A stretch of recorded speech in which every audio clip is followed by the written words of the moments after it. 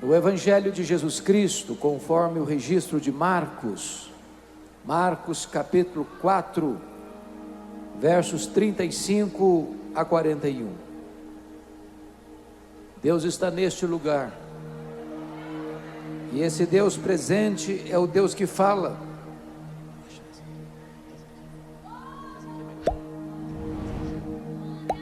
E Ele fala pela sua palavra. Então, com a Bíblia aberta comigo em Marcos 4, 35 a 41. E depois da leitura, não feche a sua Bíblia, eu preciso que você acompanhe comigo a exposição. Naquele dia, sendo já tarde, disse-lhes Jesus: passemos para a outra margem. E eles, despedindo a multidão, o levaram assim como estava no barco. E outros barcos o seguiam. Ora, levantou-se grande temporal de vento, e as ondas se arremessavam contra o barco, de modo que o mesmo já estava a encher-se de água. E Jesus estava na popa, dormindo sobre o travesseiro. Eles o despertaram e lhe disseram: Mestre, não te importa que pereçamos? E ele, despertando, repreendeu o vento e disse ao mar: acalma-te, emudece. O vento se aquietou e fez-se grande bonança. Então lhes disse: por que sois assim tímidos? Como é que não tendes fé? E eles, possuídos de grande temor, diziam uns aos outros: quem é este, que até o vento e o mar lhe obedecem? Aleluia! Eu quero conversar com vocês hoje sobre o tema: não desanime, Jesus está no controle. Não desanime, Jesus está no controle. Você sabe, e eu também, que a vida não é indolor. Nós não vivemos blindados, nem numa redoma de vidro. A nossa vida não se desenrola num parque de diversões, nem numa colônia de férias. O fato de nós sermos crentes no Senhor Jesus Cristo não nos isenta de enfrentarmos na vida tempestades. E a título de introdução, eu quero fazer 4 afirmações aqui. Primeiro, as tempestades da vida são inevitáveis. Elas chegam para todos, para os ricos e para os pobres, para os grandes e para os pequenos, para os doutores e para os iletrados, para os crentes e para os descrentes. É impossível viver sem enfrentar lutas, sem enfrentar tempestades. Se você está enfrentando uma, você não é exceção. Segundo, as tempestades são não apenas inevitáveis, elas são também imprevisíveis. Elas chegam de súbito, elas não mandam aviso prévio, elas chegam sem marcar com você uma data e uma agenda. E muitas vezes essas tempestades botam a sua vida de ponta cabeça. É um namoro bonito, romântico, que se encerra. É um noivado à véspera do casamento que acaba. É um casamento de vários anos que se encerra por um amargo divórcio. É alguém que vai ao médico para um exame de rotina e descobre que está com a doença grave. É um jovem que sai da universidade e não consegue emprego. É uma situação adversa que você nunca esperou acontecer na sua vida e que vem de súbito e transtorna a sua existência. E eu queria ilustrar isso com este fenômeno que é descrito aqui, uma grande tempestade, um grande temporal de vento. Vocês bem sabem que o chamado Mar da Galileia, ou Lago de Genezaré, não é um mar, ele é um lago de águas doces, o maior reservatório de águas doces do Oriente Médio. Tem 21 quilômetros de comprimento por 14 de largura, e esse lago está a mais de 200 metros abaixo do nível do mar Mediterrâneo. Esse mar está encurralado por montanhas, do lado oriental as montanhas de Golã, do lado ocidental as montanhas da Galileia, e no norte fica o monte mais alto de Israel, o Monte Hermon, cujo cimo vive coberto de gelo durante todo o ano.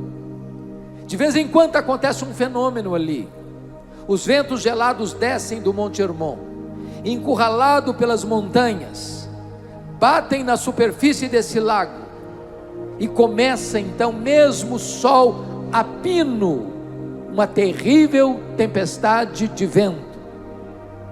É muito provável que foi isso que aconteceu. Eles entram no barco já no final do dia, e enquanto navegam, chega inesperadamente este grande temporal de vento. É assim na vida.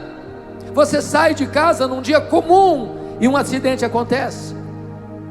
As tempestades da vida são inesperadas. Mas em terceiro lugar, as tempestades da vida são também inadministráveis.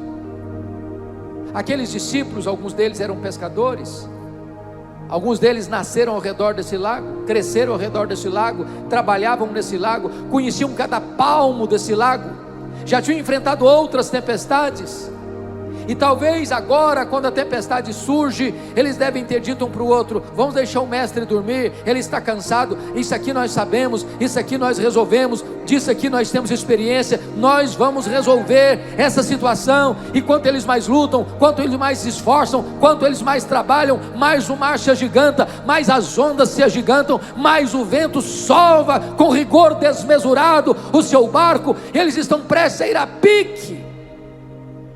É assim na vida, irmãos. Alguns problemas surgem e nós não sabemos como resolver. Quantas vezes eu já escutei esse testemunho: pastor, eu me casei, o meu marido era um homem tão bom, era um homem tão gentil, de repente, pastor, meu marido mudou, meu marido se transtornou, meu marido é um monstro hoje, eu não sei com quem eu estou casado, aquele homem tão amável é outra pessoa hoje, tornou-se um problema para mim inadministrável. Mas eu quero concluir a minha introdução dizendo em quarto lugar para você, que as tempestades não são apenas inevitáveis, imprevisíveis e inadministráveis, elas são também pedagógicas, propositais. Você e eu cremos na mesma verdade, que Deus é soberano, que Deus está no trono, que Deus reina, que Deus governa as grandes e as pequenas coisas.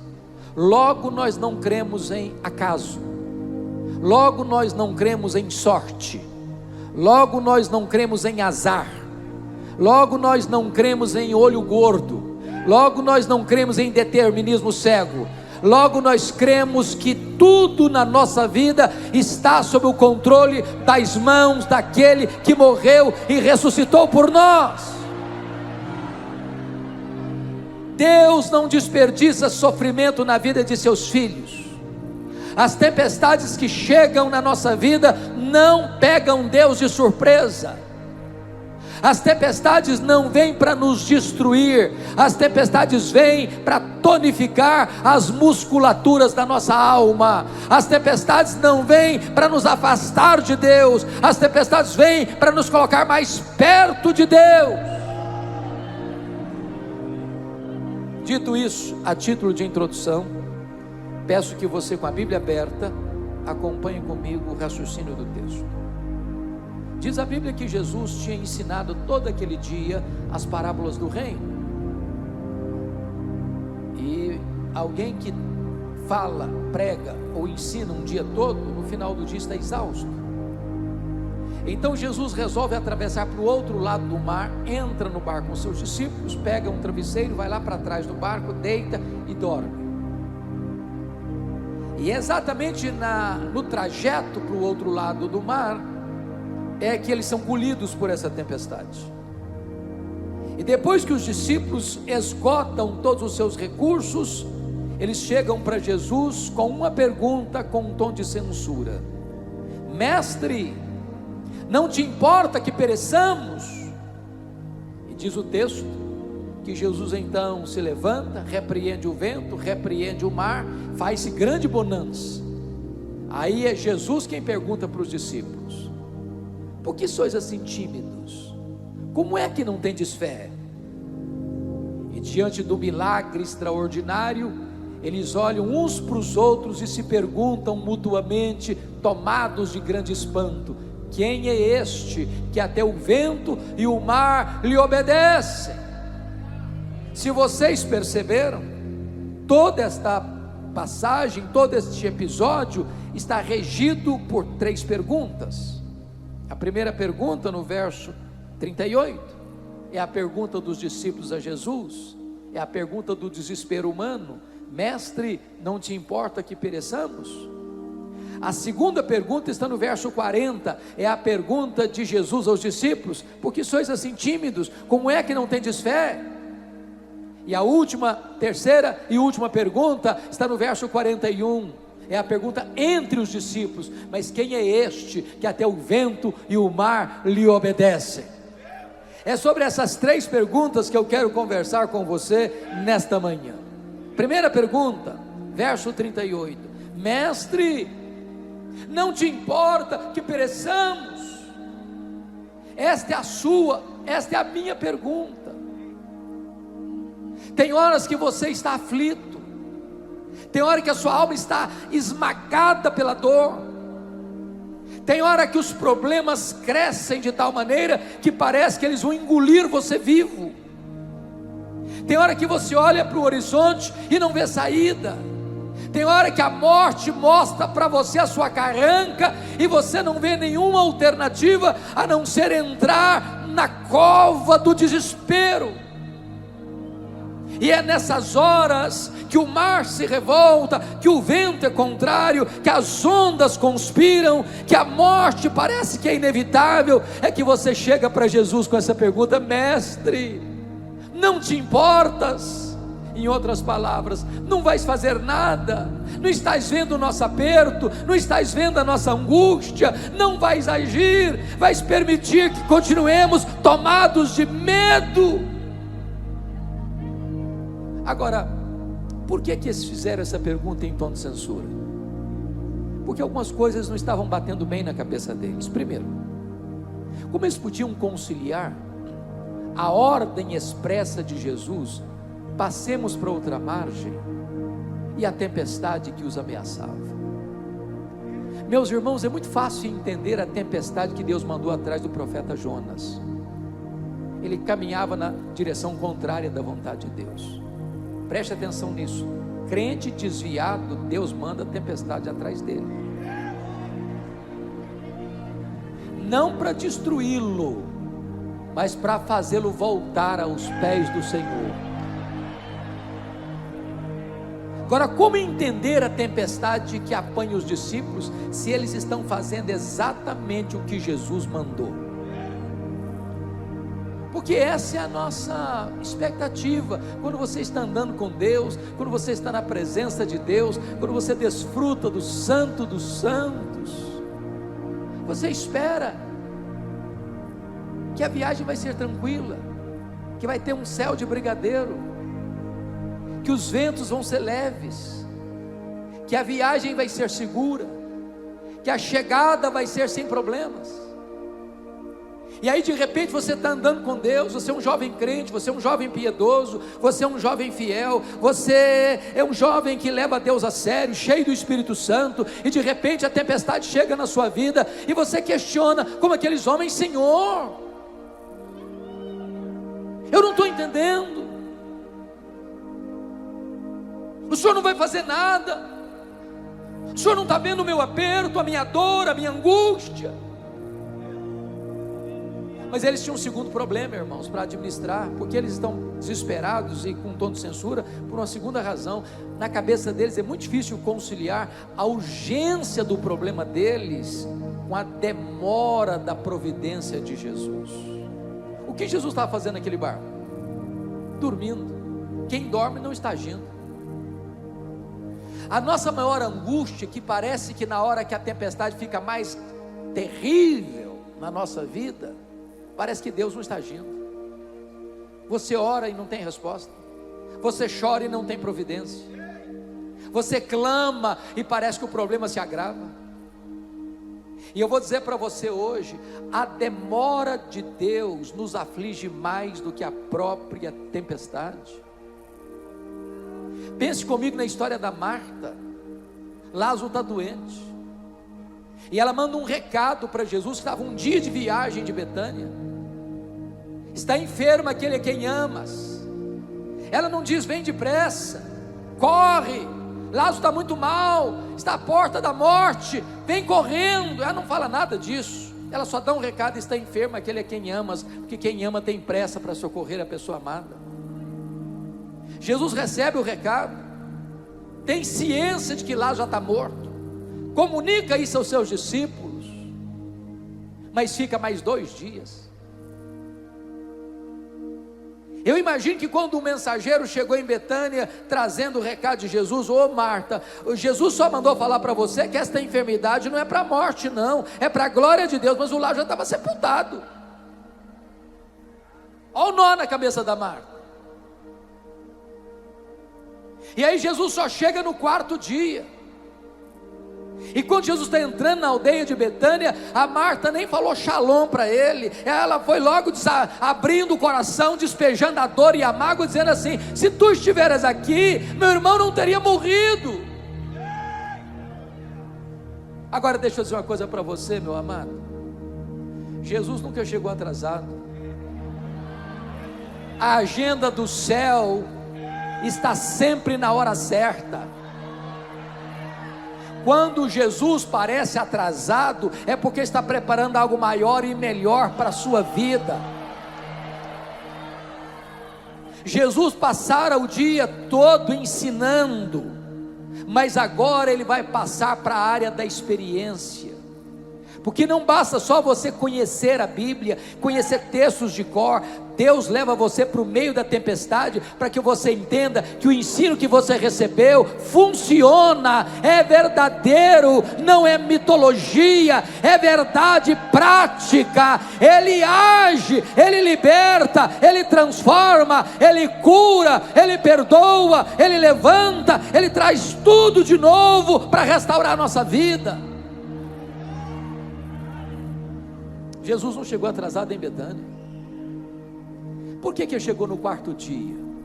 Porque havia uma crença entre os rabinos judaicos que um morto podia até ressuscitar, sendo Deus usando um instrumento para isso, como fez com Elias, com Eliseu lá no Velho Testamento, até o 3º dia. Depois do 4º dia, impossível. Só Deus em pessoa podia fazer esse milagre. Nenhum homem podia ser usado para fazer isso. Pois Jesus espera até o 4º dia, sabe para quê? Para que a nação de Israel se rendesse à verdade absoluta de que Ele não é apenas um grande homem, Ele é o próprio Deus entre os homens.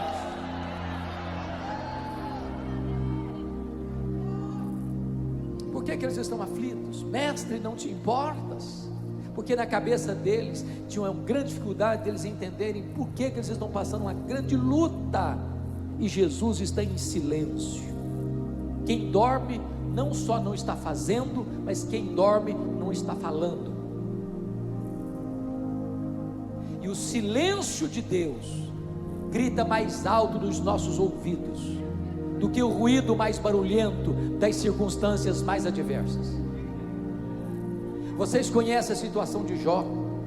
Foi golpeado nas 5 áreas mais importantes da vida. Ele perdeu seus bens, ele enterrou seus filhos, ele perdeu a sua saúde, ele perdeu o apoio da sua mulher, ele perdeu o apoio dos seus amigos. E diz a Bíblia que Jó é um homem chagado, é uma ferida aberta. Jó é um aborto vivo, e no auge da sua dor, ele ergue aos céus 16 vezes a mesma pergunta: por quê? Por quê? Por quê? Por que eu estou sofrendo? Por que a minha dor não cessa? Por que eu não morri no ventre ventre da minha mãe? Por que que eu não morri ao nascer? Por que que o Senhor não me mata de uma vez?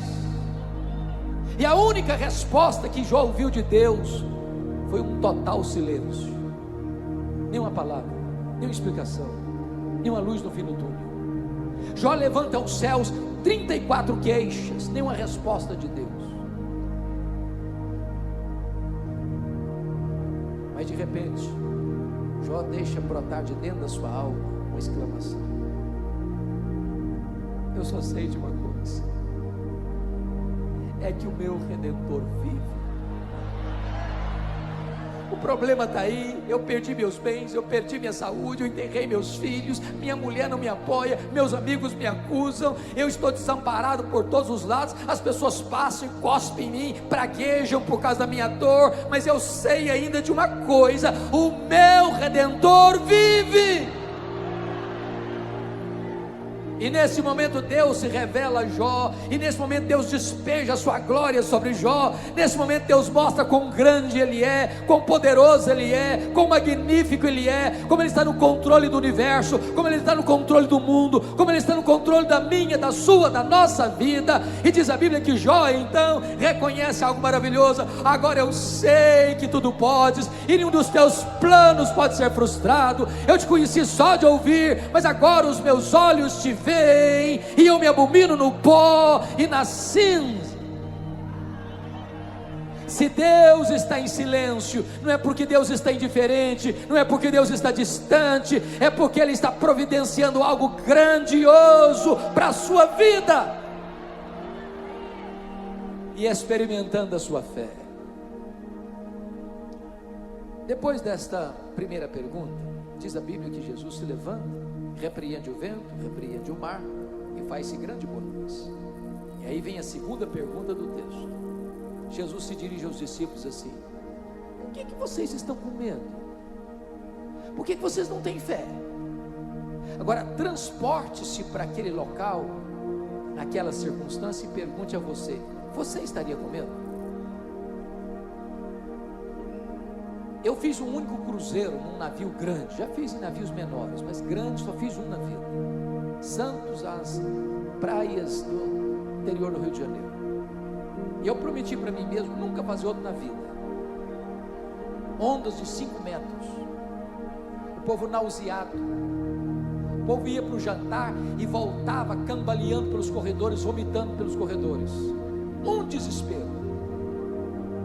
Agora você já imaginou que você está num barco pequeno, de noite, o barco sendo moído pelas ondas, açoitado pelo vento, não tem mais saída, o barco está enchendo de água, a morte mostra a carranca. Você estaria tranquilo ou você estaria com medo? Aí Jesus faz uma pergunta complicada: e vocês estão com medo? E vocês não têm fé? Oh, amados irmãos, a pergunta de Jesus é desafiadora para você e para mim, porque eu não sei quanto a você, mas às vezes eu fico com medo também. Tem hora que o meu coração fica pequenininho, apertado de dor, e eu fico com medo. Agora, por que ele diz assim? Por que vocês estão com medo? Por que vocês não têm fé? Por que eles deviam ter fé e não ter medo? E eu vou lhes dar 4 motivos pelos quais eles deviam ter fé e não medo. Para ajudar você, vou lhe dar um recurso mnemônico. Os 4 motivos, começando com a letra P. Primeiro, eles deviam ter fé e não medo. Versículo 35, por causa da promessa de Jesus. Jesus disse: passemos para outra margem. Se Jesus disse passemos para outra margem, qual era o destino deles? A outra margem. Nenhuma das promessas de Jesus cai por terra. Promessa de Jesus e realidade são a mesma coisa. Sabe por que você e eu ficamos com medo? É porque nós duvidamos que aquele que fez a promessa é fiel para cumpri-la. O crente não anda pela emoção, o crente não anda nem pela razão, o crente anda pela fé. Segundo motivo, por que eles deviam ter fé e não medo? Não apenas por causa da promessa, mas em segundo lugar por causa da presença de Jesus. Jesus estava dentro do barco, mas quem é Jesus? É o Criador do vento, é o Criador do mar, é o Criador do céu, é o Criador da terra, é o Criador do universo. A criatura não pode vencer o Criador, a criatura precisa curvar a sua fronte diante da glória do Criador. Você e eu não precisamos ter medo, porque Jesus prometeu: eis que eu estou convosco todos os dias, até a consumação dos séculos. Não é o problema, não é a tempestade, não é a dor, não é o namoro terminado, não é o namoro encerrado, não é o casamento que se desfez, não é a crise financeira, não é o problema do Brasil, não é o problema da Venezuela, não é a afronta das escolas de samba, é o fato de Jesus estar conosco. Ele está conosco. O mundo pode enxovalhar nossa fé, o mundo pode zombar de nós, mas o Rei da Glória está com a igreja, e a igreja é mais do que vencedora.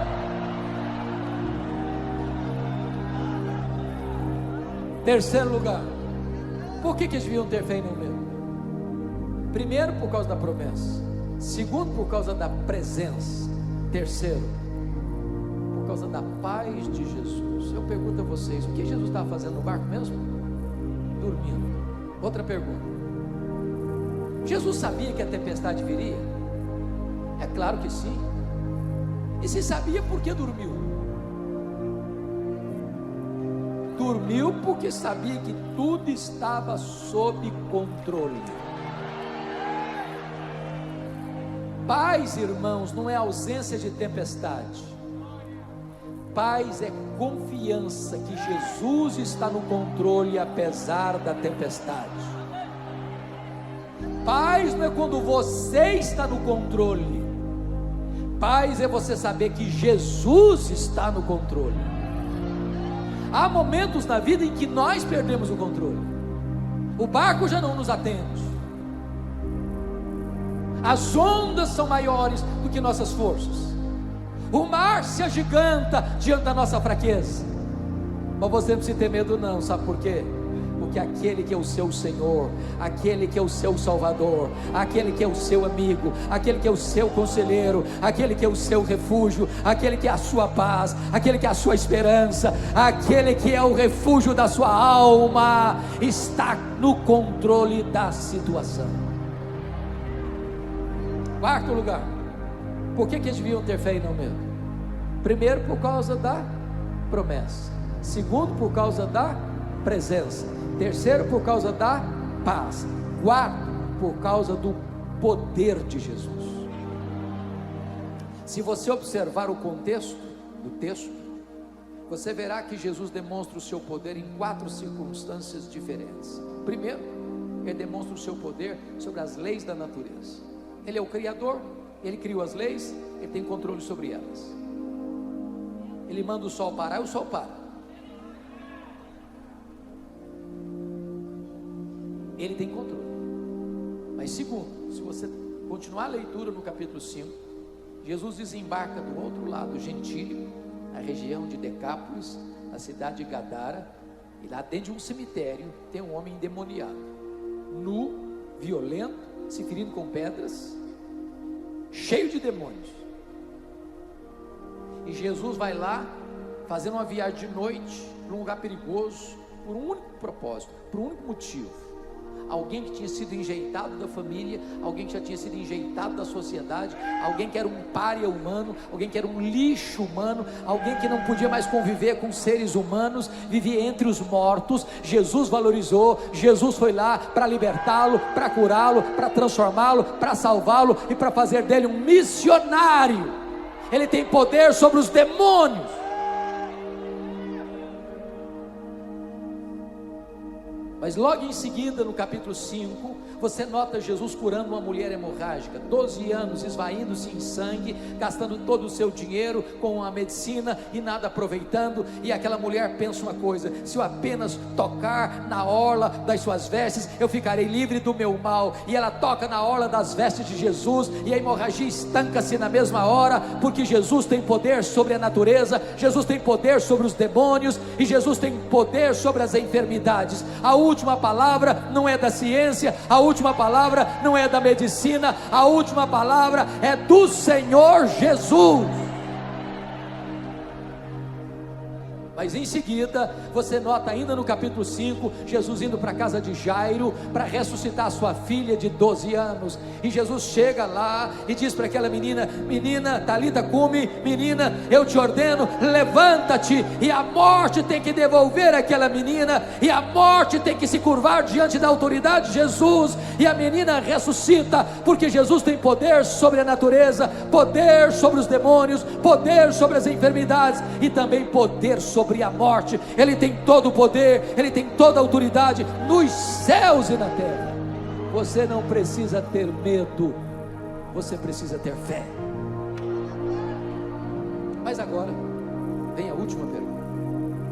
Confira comigo.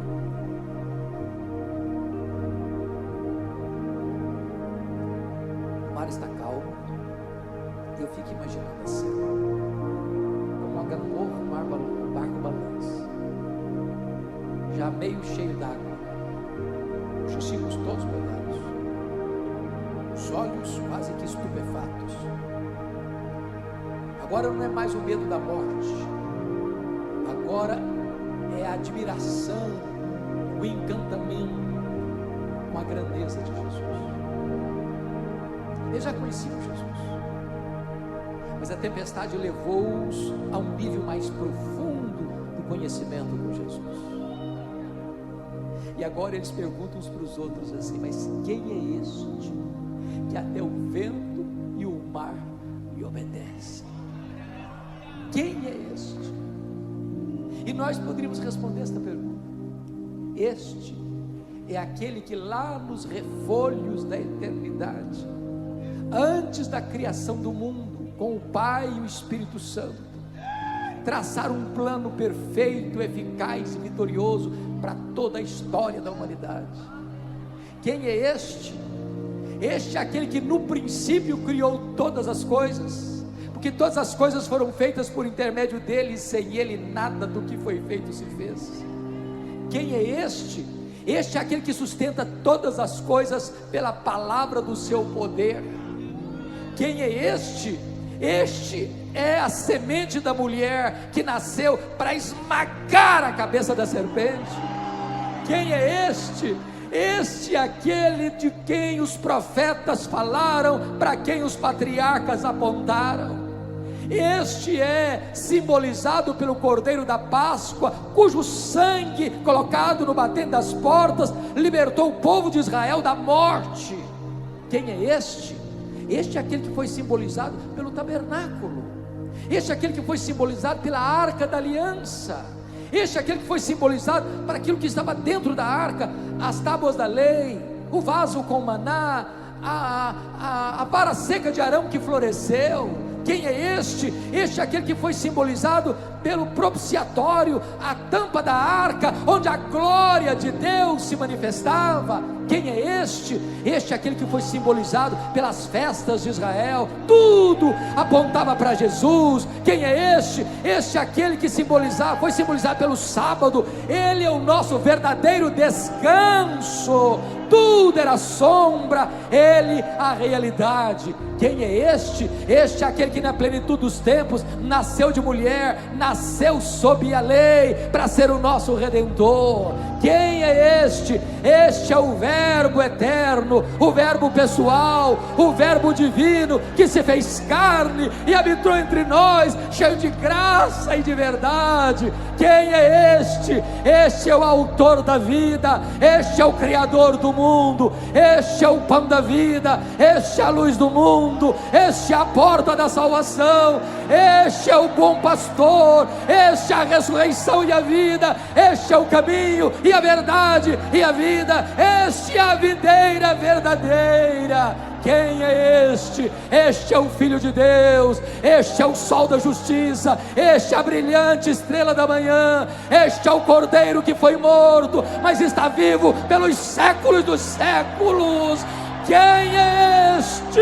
Este é aquele que por amor de nós não levou em conta a vergonha da cruz, pela alegria que lhe estava proposta de ser o nosso Redentor.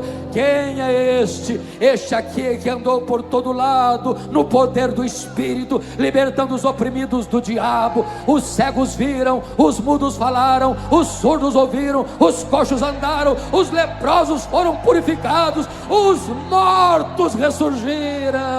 Quem é este? Este é a pedra fundamental da igreja, este é o dono da igreja, este é o edificador da igreja, este é o protetor da igreja. Quem é este? Este é o nosso Salvador, este é o Messias, o desejado de todas as nações, este é o Rei dos Reis, este é o Senhor dos Senhores. Quem é este? Este é aquele que suou sangue no Getsemane, sangrou, chorou no Getsemane, na mais titânica batalha, para derramar a sua alma na morte, para nos resgatar do inferno. Quem é este? Este é o Cordeiro que tira o pecado do mundo, este é aquele que levou sobre o seu corpo, nos madeiros, nossos pecados, aquele que foi cuspido, aquele que foi vilipendiado, aquele que estendeu os seus braços na cruz e transformou aquele patíbulo de horror num palco da glória de Deus e no instrumento da nossa redenção. Quem é este? Este é aquele que foi sepultado, mas aquele que arrancou nas entranhas da morte, o aguilhão da morte, e ressuscitou gloriosamente, poderosamente, vitoriosamente. Quem é este? Este é aquele que voltou para o céu, está assentado no trono, o nosso grande advogado, o nosso supremo sacerdote, aquele que reina sobre as nações, aquele que levanta reis e depõe reis, aquele que tem as rédeas da história em suas mãos. Quem é este? Este é aquele que derramou o Espírito Santo sobre a igreja, este é aquele que governa a igreja. Quem é este? Este é aquele que vai voltar para buscar a sua noiva, pessoalmente, visivelmente, audivelmente, inesperadamente, gloriosamente, vitoriosamente. Quem é este? Este é o nosso glorioso Redentor, a razão da nossa vida e da nossa esperança. A Ele a honra, a Ele a glória, a Ele o louvor agora e pelos séculos eternos. Aleluia. Bíblia comigo.